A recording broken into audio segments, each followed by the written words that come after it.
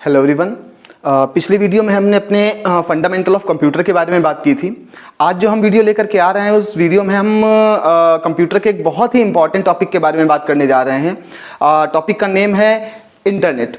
हम इंटरनेट के बारे में बात करेंगे। आज के टाइम पर कोई भी व्यक्ति है वो इंटरनेट से अनजान नहीं है। हर व्यक्ति इंटरनेट का यूज़ करना जानता है क्योंकि हर व्यक्ति के हाथ में मोबाइल फ़ोन है। लेकिन इंटरनेट क्या है, ये कैसे काम करता है, इसका विकास कैसे हुआ और इंटरनेट से जुड़ी हुई जो बहुत सारी वोकैब्स हैं उनके बारे में हम जानेंगे कि आखिरकार ये इंटरनेट कैसे काम करता है।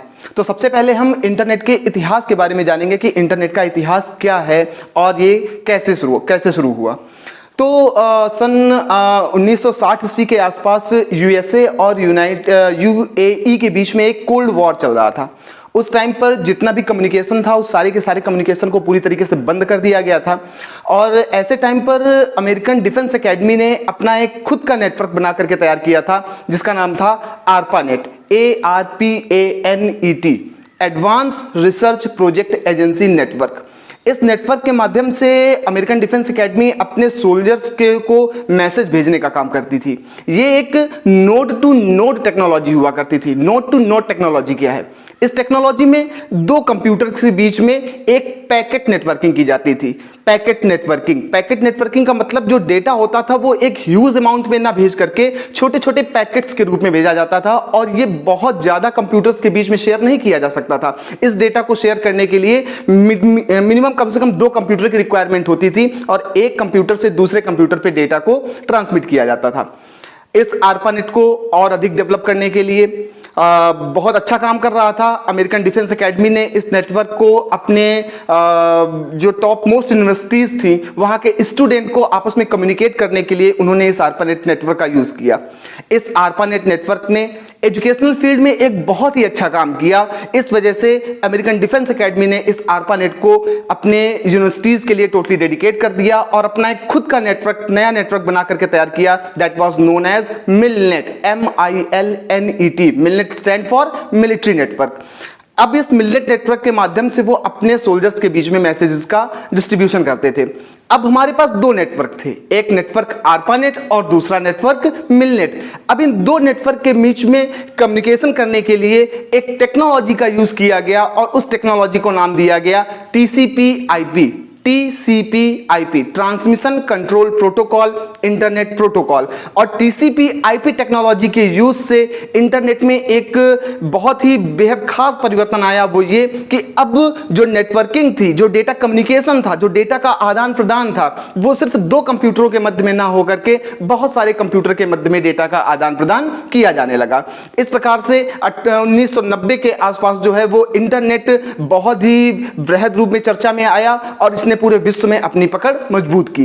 WWW, वर्ल्ड वाइड वेब, जिसके फाउंडर टिम बर्नर्स-ली थे, उन्होंने जब WWW का विकास किया तो इंटरनेट ने एक बहुत ही विस्तृत रूप में अपना दायरा फैलाया और अब जो नेटवर्किंग थी वो एक सीमित दायरे में न रह करके पूरे विश्व में फैल चुकी थी। हमने यहां पर कुछ चीजों की बात की, हमने कुछ वर्ड यूज किए, TCP/IP का यूज किया, हमने WWW का यूज किया। इन सब चीजों के बारे में अभी हम धीरे धीरे वीडियो में आगे जानेंगे। तो अब हम सबसे पहले बात करते हैं नेटवर्क कि नेटवर्क क्या होता है। अक्सर जब हम बात करते हैं नेटवर्क की तो हमारे दिमाग में एक बात आती है इंटरनेट, लेकिन इंटरनेट और नेटवर्क ये दो चीजें एकदम डिफरेंट हैं।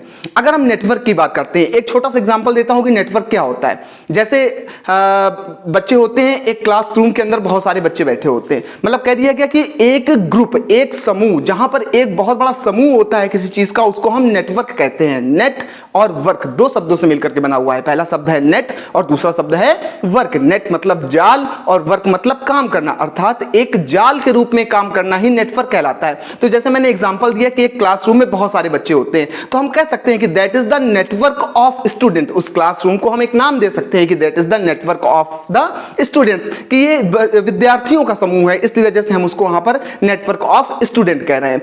अब नेटवर्क के साथ एक वर्ड जुड़ा होता है नेटवर्किंग, कि नेटवर्किंग क्या है।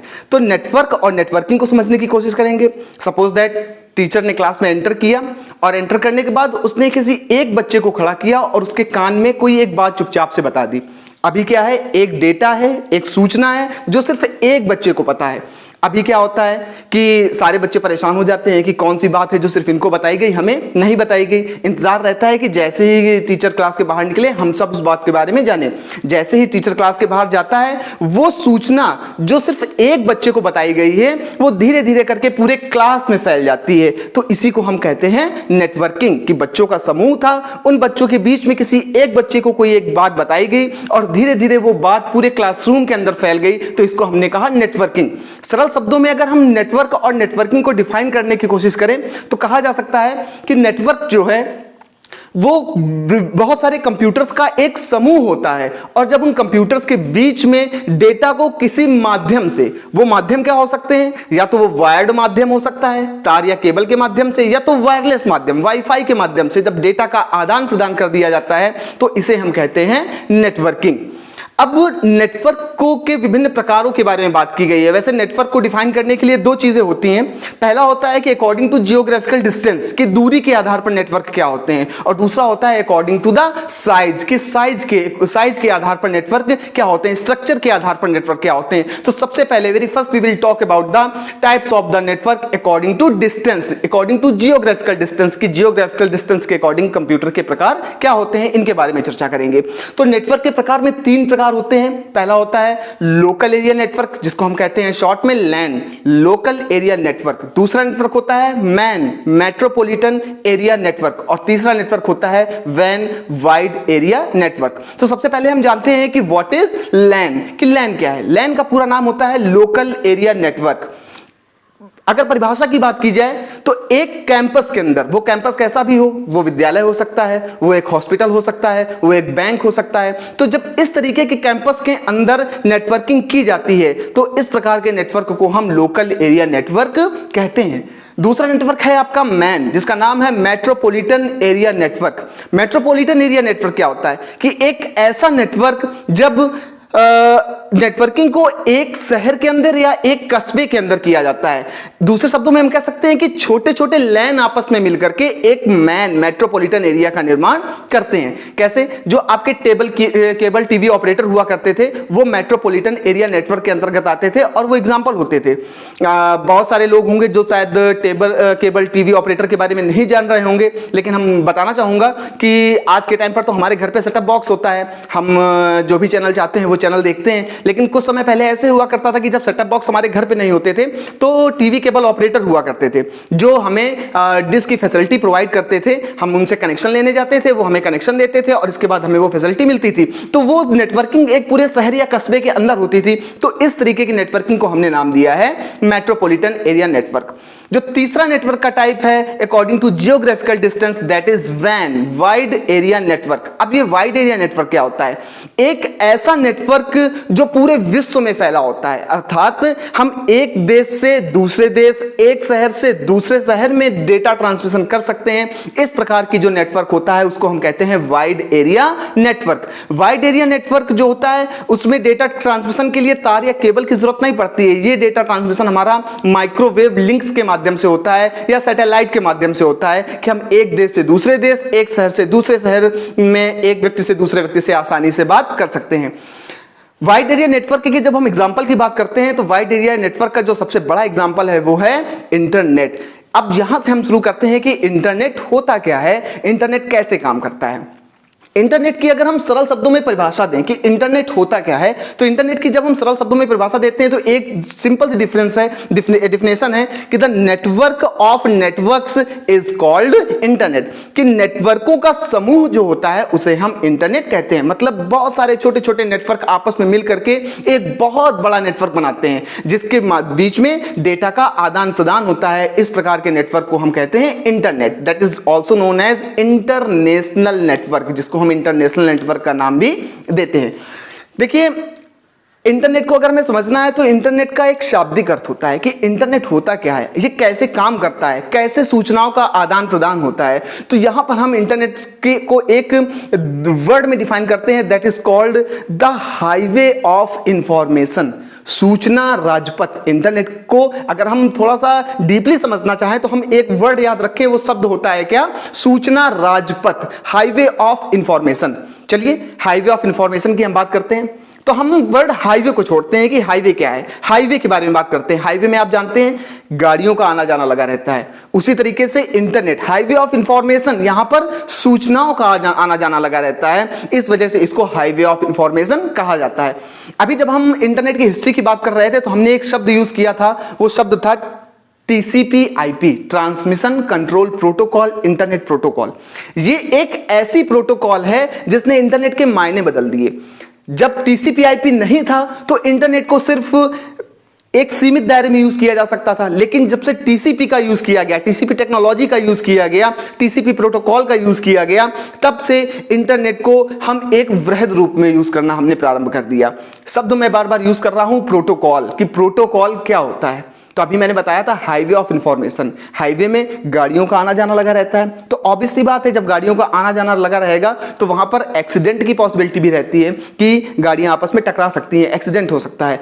लेकिन उन एक्सीडेंट से बचने के लिए कुछ ट्रैफिक रूल्स होते हैं कि अगर हम उन ट्रैफिक रूल्स को फॉलो कर रहे हैं तो हम एक्सीडेंट की पॉसिबिलिटी को कम कर सकते हैं। उसी प्रकार से highway of information, highway of information में सूचनाओं का आना जाना लगा रहता है। तो ऑब्वियस सी बात है जब सूचनाओं का आना जाना लगा हुआ है तो उनके बीच में भी एक्सीडेंट हो सकता है, जिसको हम वर्ड देते हैं कॉलिजन, डेटा कॉलिजन। मतलब डेटा का एक्सीडेंट कहलाता है डेटा कॉलिजन, की डेटा लॉस हो जाता है। इस डेटा लॉस को बचाने के लिए जिस टेक्नोलॉजी का यूज किया जाता है that is called protocol. Means the rules and regulation followed by the network are called protocol. कि जिस प्रकार से एक्सीडेंट से, हाईवे में एक्सीडेंट से बचने के लिए हमने ट्रैफिक रूल्स को फॉलो किया, उसी तरीके से यहां पर इंटरनेट में डेटा के कॉलिजन को बचाने के लिए हमने कुछ रूल्स एंड रेगुलेशन को फॉलो किया, जिसको हमने नाम दिया प्रोटोकॉल। तो यहां पर हम जिस प्रोटोकॉल की बात करने जा रहे हैं that is TCP/IP, transmission control protocol, internet protocol. मैं आपको बता रहा था कुछ देर पहले कि जो डेटा होता था वो पैकेट के रूप में ट्रांसमिट किया जाता है। ये डेटा पैकेट्स क्या होते हैं? देखिए, आप सब इंटरनेट यूजर हैं और इंटरनेट यूज करते समय आप देखते हैं कि अगर आप कोई चीज डाउनलोड करते हैं तो आपने देखा होगा कि वो ऐसा नहीं होता है कि आपने जैसे डाउनलोडिंग पे लगाया तो तुरंत वो 100% डाउनलोड कंप्लीट हो गया, ऐसा नहीं होता है ना। आप देखते हैं 1%, 2%, 3%, या फिर नेटवर्क की स्पीड बहुत अच्छी है तो 2%, 10%, 15%, इस तरीके से डेटा जो होता है वो आपका डाउनलोड होता रहता है। तो ये जो डेटा है ये छोटे छोटे पैकेट्स में डिवाइड हो जाता है और छोटे छोटे पैकेट्स में डिवाइड होकर के डेटा जो है वो अपनी डेस्टिनेशन तक पहुंचता है। और इस काम के पीछे जो प्रोटोकॉल होती है वो होती है TCP प्रोटोकॉल। दो भाग से मिलकर के बनी हुई है, TCP एंड IP। तो सबसे पहले हम बात कर रहे हैं TCP की, ट्रांसमिशन कंट्रोल प्रोटोकॉल। तो डेफिनेशन क्या कहती है ट्रांसमिशन कंट्रोल प्रोटोकॉल, ये इसकी वर्किंग कैसी होती है? ट्रांसमिशन कंट्रोल प्रोटोकॉल की वर्किंग ये है कि डेटा को छोटे छोटे पैकेट्स में डिवाइड कर दिया जाता है और डेटा को उसकी डेस्टिनेशन के लिए ट्रांसमिट कर दिया जाता है। कि TCP breaks up the data into small small packets and transmit the data for its destination computer, this is called TCP। और इसके आगे एक जो अगली प्रोटोकॉल लगी हुई है that is IP, internet protocol. एक वर्ड यूज होता है IP एड्रेस, कि हर कंप्यूटर का नेटवर्क में अपना एक एड्रेस होता है जो उसको सर्वर के थ्रू प्रोवाइड किया जाता है, ISP के थ्रू प्रोवाइड किया जाता है। That address is called IP address. जैसे आपके घर का एक एड्रेस होता है, आपका नेटवर्क में पहचान क्या है? आपका मोबाइल नंबर, कि अगर आपको किसी से बात करनी है या किसी को आपसे कांटेक्ट करना है तो आपके मोबाइल नंबर से आपसे कांटेक्ट कर सकता है। तो ये आपकी नेटवर्क में पहचान है। उसी तरीके से जितने भी कंप्यूटर नेटवर्क में जुड़े होते हैं उन सभी कंप्यूटर की अपना एक एड्रेस होता है, जिस एड्रेस को कहा जाता है IP address. Is a unique address made up of 4 part separated by dot ranking from 0 to 255। IP address एक एड्रेस होता है जो 4 पार्ट में डिवाइड होता है। हर पार्ट को डिवाइड करने के लिए एक डॉट सिंबल का यूज किया जाता है और जो IP एड्रेस की रेंज होती है वो 0 से लेकर के 255 तक की होती है। तो हर कंप्यूटर का नेटवर्क में अपना एक एड्रेस होता है जिसको हम कहते हैं IP address. This is the TCP/IP protocol breaks up the data into small small packets and deliver the data for its destination computer and IP guarantees that data must be reached to its destination computer. और जो IP protocol होती है वो इस बात की guarantee लेती है कि जो डेटा जिस कंप्यूटर के लिए भेजा गया है उसी कंप्यूटर तक पहुंचे। तो इस प्रकार से हमने इंटरनेट से जुड़ी हुई प्रोटोकॉल के बारे में बात की कि प्रोटोकॉल क्या होता है। बहुत सारे और भी वोकैब्स हैं, उन वोकैब्स के बारे में जानने के लिए हम आपसे अगले वीडियो में बात करेंगे। तब तक के लिए stay home and stay learning. Thank you.